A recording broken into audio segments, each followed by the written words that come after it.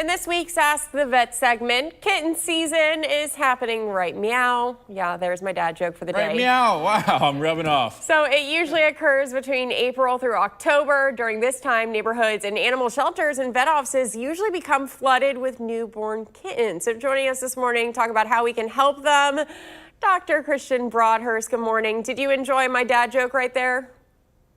I am so proud of you. Dad jokes are the only jokes that I have, and I am so proud to see dad jokes being brought to the forefront.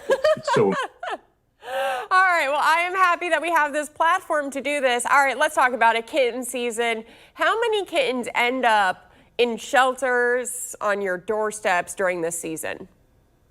Well, kitten season, as I'm sure you all know, starts about Valentine's Day and runs all the way till October-ish.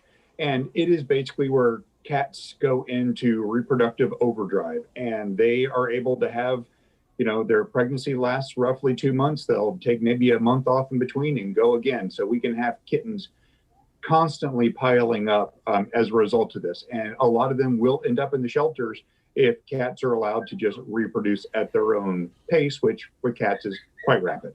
So what do you do if you see a cat out in the wild and you're like, okay, how do you approach it? How do you make sure that it's getting taken care of and to make sure that it is spayed or neutered? Well, certainly, first of all, make sure that your own pets are spayed and neutered. If you have a cat in your house, make sure he's sterilized or she is sterilized, because that's the easiest thing to control. The next tier of cats is the community cats. The cat who wants your neighborhood and he eats food at your front door.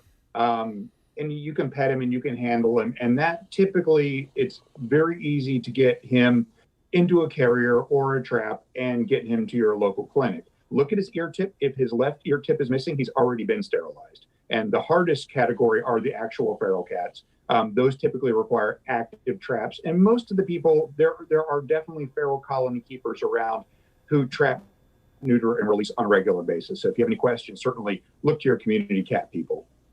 Where would you recommend taking the cat if, say, you get one, to make sure, you don't want to pay a lot of costly fees for these cats if you're just trying to do a good thing? So where are low-cost options?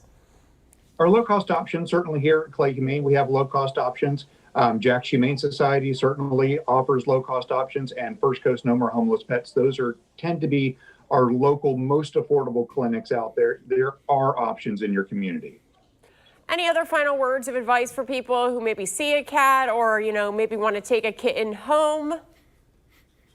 Well, I love taking kittens home. I think kittens are fantastic. Just be real with them. And once you brought this cat into your house, go ahead and have it spayed or neutered. And you would be amazed at the number of people who come to us year after year and go, well, those 2 cats turned into 10 cats. Well, that was a very preventable problem. So, if you don't want 10 cats next year, certainly work hard to spay and neuter, and we'll keep those guys out of the shelter and keep them from reproducing. Dr. Christian Broadhurst, thank you so much for joining us.